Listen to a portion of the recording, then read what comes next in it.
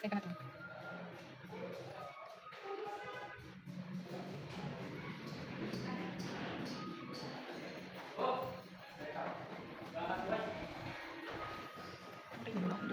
Video ba yan?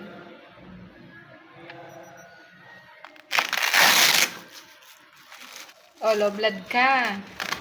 Wala. Ano pong gagawin ko para ano? Kumain ka ng mga gulay na nakakapagpataas ng dugo. Tulad ng ampalaya. Okay po. Buti saktong natusan ako ni Pastor. Bibili na nga din ako ng gulay.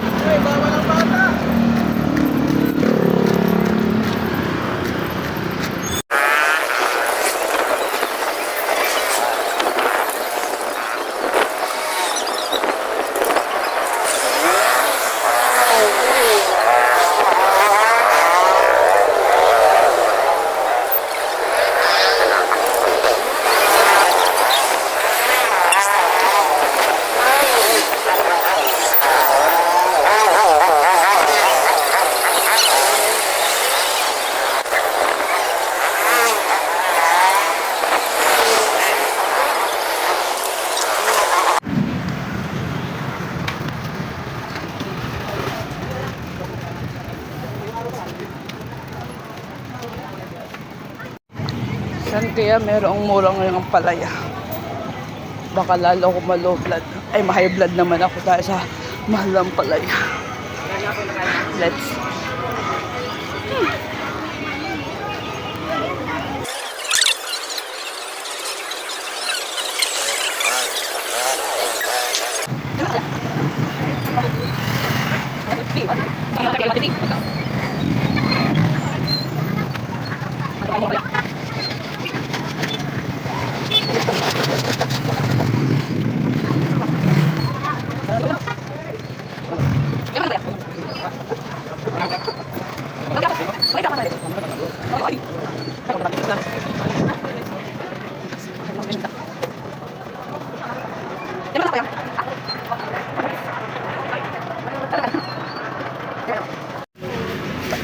₱25. So ngayon, kailangan naman natin ng kamatis at sibuyas at itlog. Yun lang.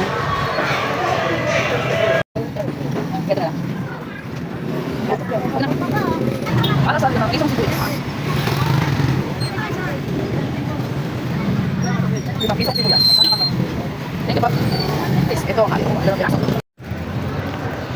Okay, so bibili naman po tayo sa ating purpose talaga na bumili ng gatas at Sonicare nila Pastor. Saan tayo bibili?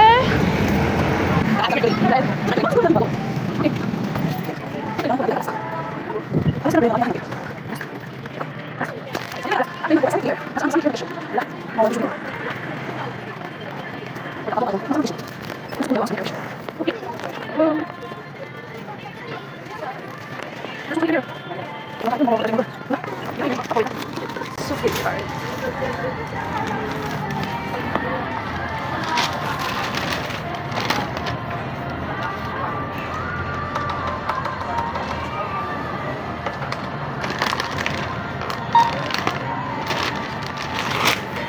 Let's go. Lipat tayo sa iba dahil walang Sonicare tissue.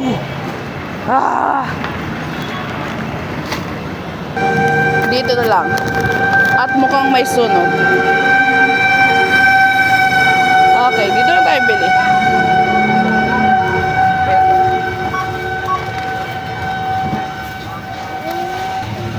Bakit ba lagi ako number 8?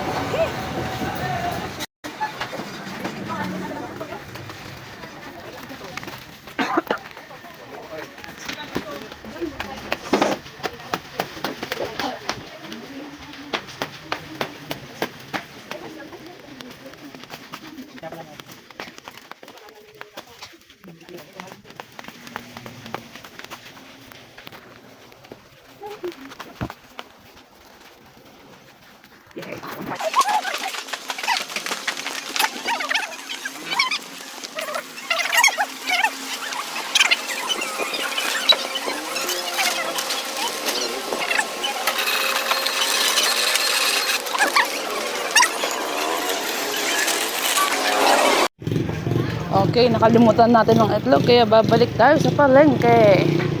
Ito nga.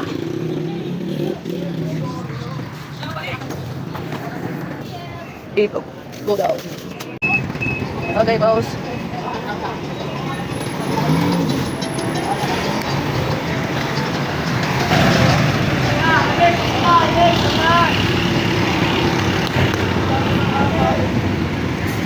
Oh my gosh, traffic. Ako. Lagi na lang traffic kahit walang dahilan.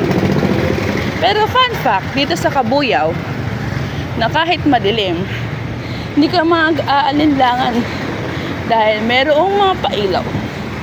Yun lang. Sobrang liwanag, hindi ka na matatakot. Kaya go Cabuyao.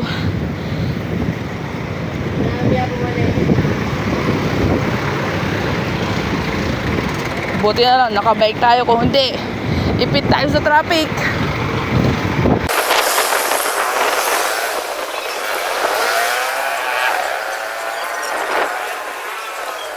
Ito nga po pala ang munisipyo ng Cabuyao. Na kung saan, na TV na naman. Dahil sa kagandahan. Okay. Take a glimpse.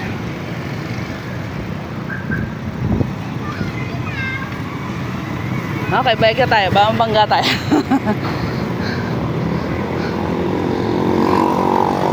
Malapit na tayo sa highway, kaya kapit lang. Ang hirap na nakatira sa highway.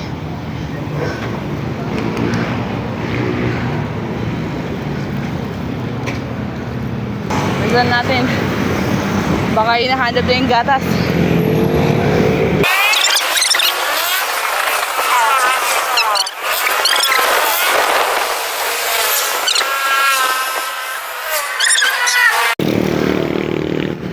Okay, so malapit na tayo sa chapel ng lokal na Cabuyao. So ayan po yun, natatakpan na ang puno. Pero may kita nyo rin yan. Okay. Commercial International Missionary Day, you're invited. Okay, Cabuyao. Okay, so now habang mag-aaway yung mga isda, let's prepare our ulam or gulay.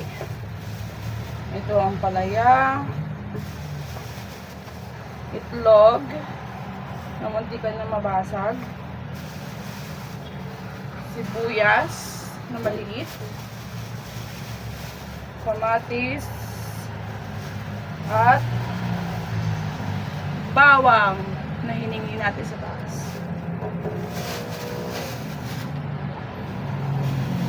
Okay, so now ating kunin ang mga sangkap ay panghiwa.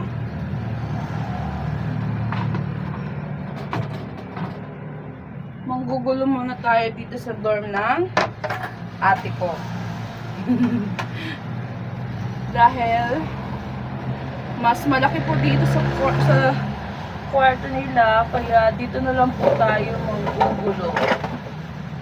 At dito rin po kasi maraming gamit. Doon po sa amin ay wala tayong makikitang gamit.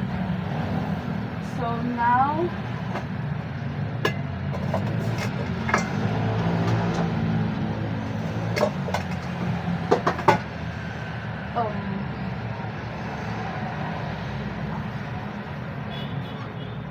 wow.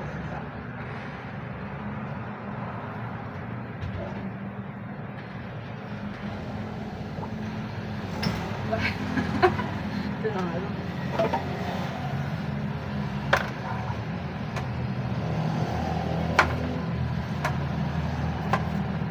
Una po muna ay ang ampalaya. Atin po siyang hinuan.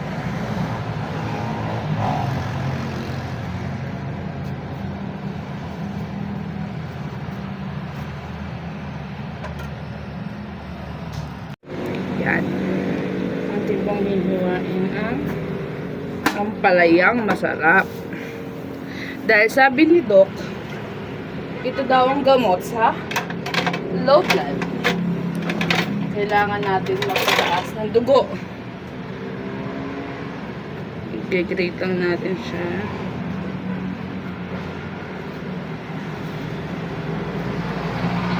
Para malis yung bakit. Sorry po sa maingay na background. Dahil nasa tabi po tayo ng kalsada.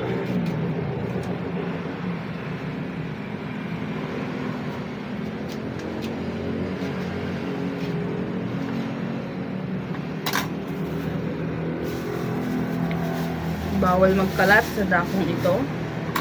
Kaya dapat linisin ka.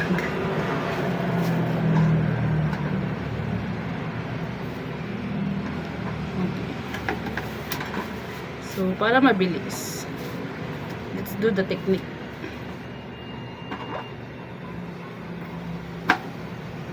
Siyempre, favorite ko yung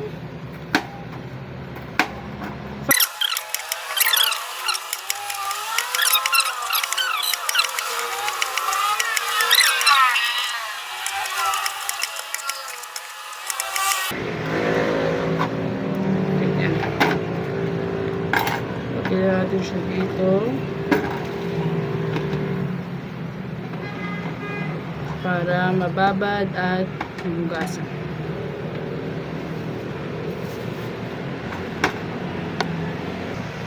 Okay, yan po, nahugasan na po natin siya. Lalagyan na po natin ng tubig at asin para ibababad po natin. Wait lang. Okay, yan. Lalagyan na po natin ng asin.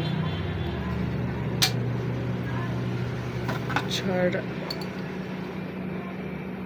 Damihan na natin para masaya. Yan. Halo-halo lang para masarap. Yan. Tapos, syempre, dapat malinis. Lagi tayong mag-unas. Dahil lagot tayo sa ate ko. Tayo ay nagkalat sa dorm niya. Okay, next. Ang ating next ay yung mga sangkap o ricado. Dito muna yan.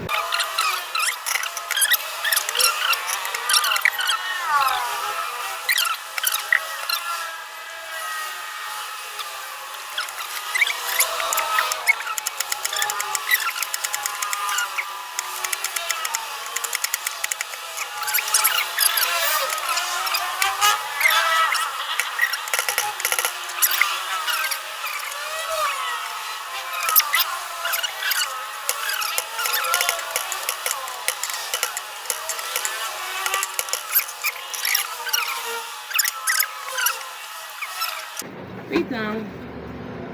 Okay. So, ito na yung hugasan natin kamatis. Gusto ko rin pa ng maraming kamatis sa konting ampalaya. Para lalong sumarap ang ating ampalaya best. Slice lang natin siya. Or slice lang natin siyang ganyan. Pasok na. Masahan natin. Kung lasa ng kamatis. Ganyan din.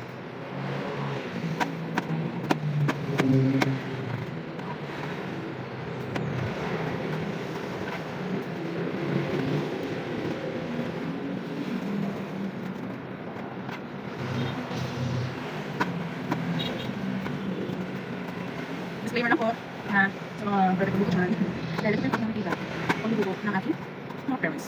Ano ng balik. So, sabi siya. Ano, hindi ko lang tamang process ang buko nito. Pero, sa lang na tayo nakakita. Okay, so, tayo sa ating buwis. Okay, so, ayan po ang ating kailangan. Bawang, sibuyas, itlog, kamatis, ampalaya, syempre mantika at asin.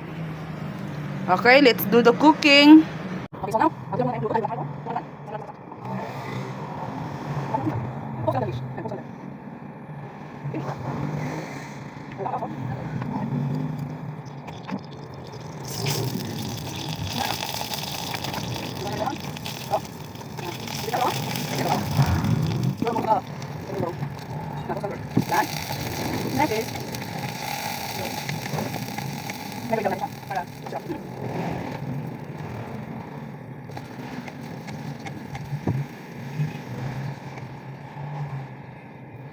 for siya. Next naman natin ay ang sibuyas. So, how we do like this? Trust that. Did you know anything or you have to get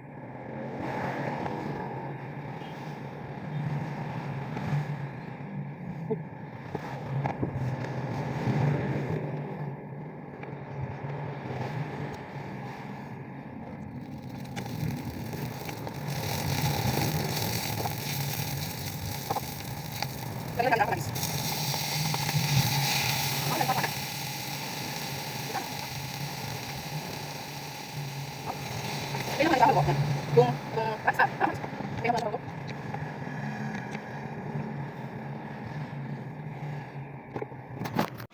Okay, so dahil po hindi po uminit yung ating isang kalan, tinry po natin dito sa kabilang lutuan.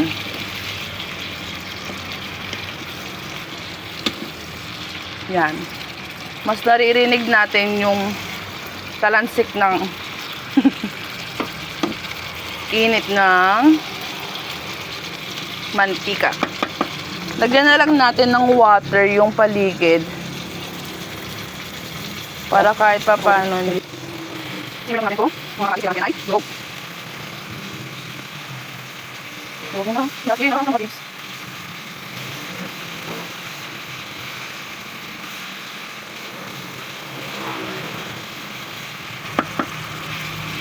babad na muna na. Okay, habang hinihintay po natin siyang ma-steam, balik po tayo dito kay ampalaya. Hintayin na natin siya para mawala ang pait. Dahil sabi nila, lagyan lang daw ng asin at tubig para mawala ang pait.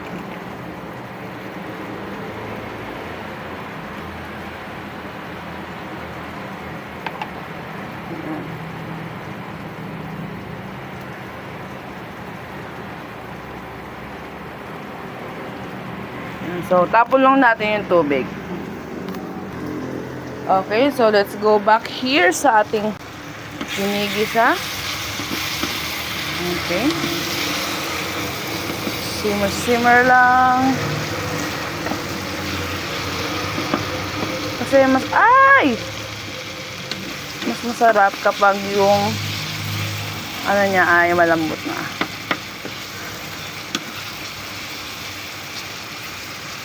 Okay.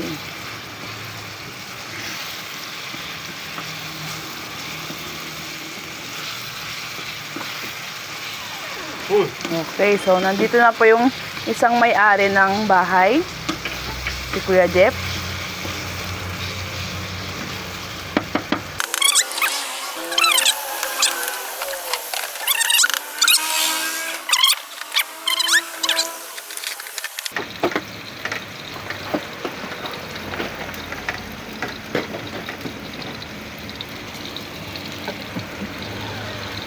Pagkalagay po ninyo, huwag nyo po masyadong hahaluin.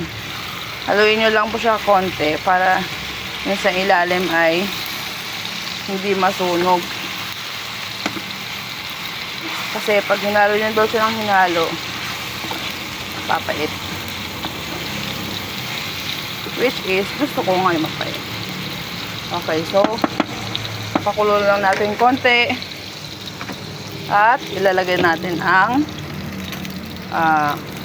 itlog. Okay, habang inintay po natin mag-steam or magkulo, hi mga fish.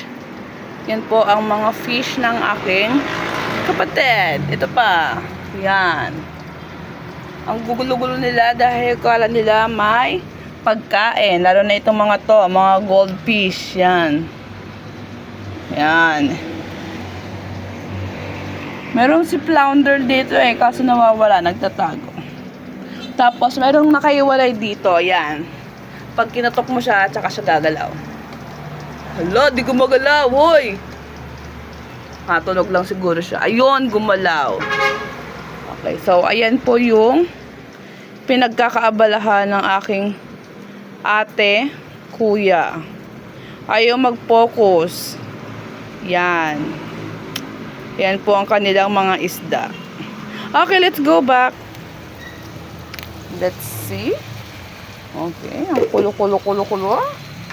Let's halo-halo ulit. Okay.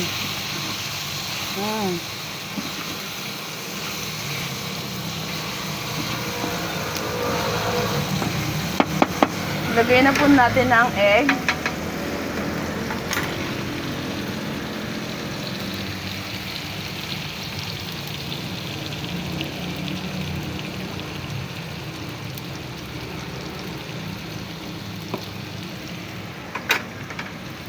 At halo-halo.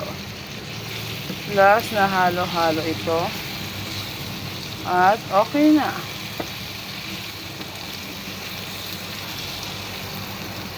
Papabuuin na lang natin yung egg.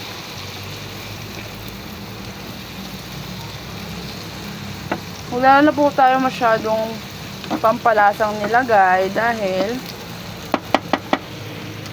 Eat Natural is very good.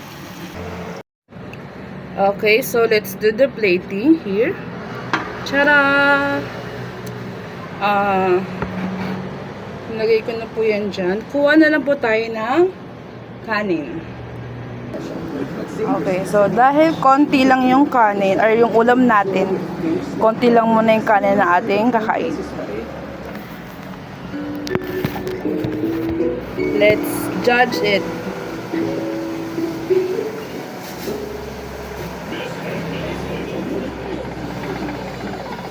Dumating na rin pala yung isa pang may-ari ng bahay. Yung ate ko po. Dumating na po siya. Careful, buddy. Try Pantene Hair Fall Control. Formula with micro-pro vitamin strengthens hair from within. For 10 times less careful. Okay, so let's eat.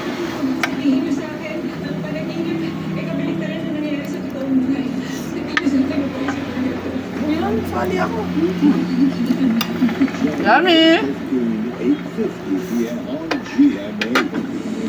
So, siguro sir, pag kumain po ako nito, lalo po ako high blood, hindi na ako malulog blood. Hindi ka nag-init ng tubig, Okay, titignan po ng aking ate kung anong lasa ng ampalaya. Ang bidding ay naka-live streaming para daw mapromote ang publiko. Meron din ito mga observers tulad ng Philippine Democracy Watch na may pinagkakayuhan. Ano? Oo lang. Nakakaloko naman ito. Walang nalala. Para nga kasi yan sa low blood, tapos lalagyan mo ng Okay.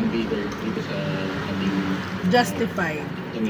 Okay. Hininga na namin So, ayun po, tapos na po tayo magluto ng ampalaya. So, kita nyo naman siguro sa itsura ko na naging ayos na tayo, hindi na tayo low blood dahil naging masarap naman po, maayos po yung naging resulta ng ating ampalaya. So, nakita nyo rin po yung ate ko po, binigyan niya po ng review taste ang ating niluto. So, ayun po, dito po natin tinatapos ang ating video or vlogging about sa pagluluto. So, have a good life!